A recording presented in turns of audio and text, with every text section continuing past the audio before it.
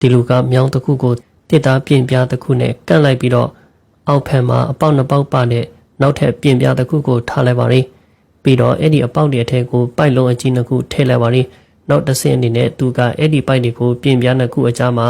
မြေကြီးနဲ့ဖုံးလိုက်ပြီးအလဲမှာဆိုတော့ဟင်းလင်းအဖြစ်ခြံထားခဲ့ပါလိဒီဟင်းလင်းပြင်ရဲ့နှစ်ဖက်မှာဆိုရင်ပြင်ပြဝေထောင်ပြီးဘီလက်မြေလောင်းဖို့ပုံစံခွဲလိုမျိုးလုပ်ပါလိအဲ့ဒီနောက်အဲ့ဒီခွက်ထဲကိုဘီလက်မြေဝေအပြည့်ထည့်လိုက်ပြီးအပေါ်ရန်ကိုငိလိုက်တော့ပိုက်တဲ့အပေါ်မှာဆင်းလိုမျိုးဖြစ်သွားခဲ့ပါပြီအဲ့ဒီဆင်းပေါ်ကိုအုပ်တွေဘီလက်မြေဝေတေးလာပြီးတော့အလေကဟင်းလင်းနေရမှာနေရာတစ်ခုတိဆောက်ကမြောင်းကိုပေးပါလိသူဘာလုပ်နေတယ်လဲဆိုတာခံမှန်းကြည့်နေပါလိသူ့ရဲ့လက်ရကောင်းနေတဲ့သူဟာခါလောက်အမြင့်ရှိတဲ့နေရာကိုအမြန်ဆုံးစောင့်လိုက်ပြီးအလေမှာပဒင်းပေါက်အသေးလေးဝေ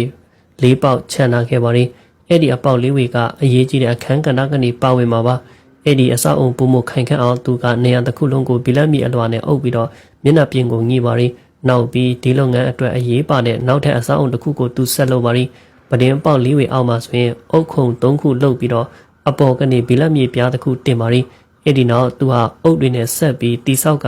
နေရန်ကိုမိထားတဲ့တိုင်လုံး၃လုံးလုပ်ပါလိအဲ့ဒီတိုင်လုံးတွေကိုလည်းဘီလက်မြေနဲ့အုပ်ပြီးမျက်နှာပြင်ကိုငိပါလိဒါဆိုရင်နေရန်ရဲ့တစ်ဖက်ကပြီးသွားပါပြီကျန်တဲ့တစ်ဖက်မှာဆိုရင်သူကပဒင်းပေါက်တေးသေးလေးဝေအောက်မှာအုပ်တွေနဲ့ရှောဆောင်ပုံစံနေရနှစ်ခုစောက်ပါလိအလေကိုအုပ်ကျိုးတွေနဲ့ထည့်ပြီးဘီလက်မြေနဲ့အုပ်ပြီးတော့ရှောဆောင်တစ်ခုဖြစ်သွားလုပ်ပါလိ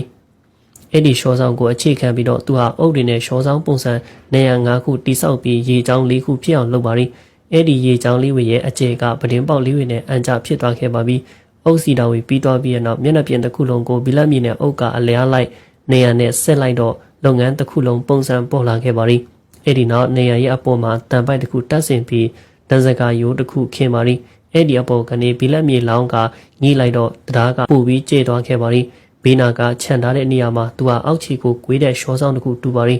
အုပ်တွေနဲ့ပုံဖော်ပြီးအောက်ခြေကိုဘီလက်မြေနဲ့ညှိက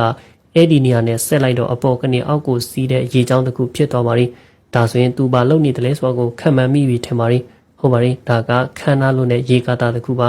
အဲ့ဒီလူကဒီရေကာတာကိုရွာမှာစွမ်းအင်ချွေတာတဲ့စိုက်ပျိုးရေးအတွက်ရေပေးဝေဖို့နဲ့လေယာမြေဝေရဲ့ရေပြဿနာကိုဖြေရှင်းဖို့အတွက်တည်ဆောက်နေတာပါသူကတိုင်လုံး၃လုံးအကြာမှာတခါတစ်ခုထည့်ပြီးတော့လက်စစ်တက်အားနဲ့မတဲ့ဆက်တစ်ခုတက်ဆင်လိုက်ပါလိစင်အောက်ကပိုက်လုံးအကြီးဝေရဲ့တစ်ဖက်ကိုပိတ်လိုက်ပြီးတာနဲ့ရေကာတာကရေတိုးလောင်ဖို့နဲ့စိုက်ပျိုးရေးအတွက်ရေပေးဝေဖို့အဆင်သင့်ဖြစ်သွားပါပြီရေဝေအပြည့်ဖြစ်သွားတဲ့အခါမှာအဆိုးရှင်ကိုဖွင့်လိုက်မယ်ဆိုရင်တော့ရေဝေဟာရေချောင်းတွေကနေစီးထွက်လာတော့မှာပါတင်းနေနဲ့ဒီလိုရဲ့တည်ထွင်မှုကိုဘယ်လိုမျိုးထင်မြင်မိပါသလဲကြည့်ရှုရပရိသတ်များအားလုံးကျေးဇူးတူတင်ရှိပါခင်ဗျာ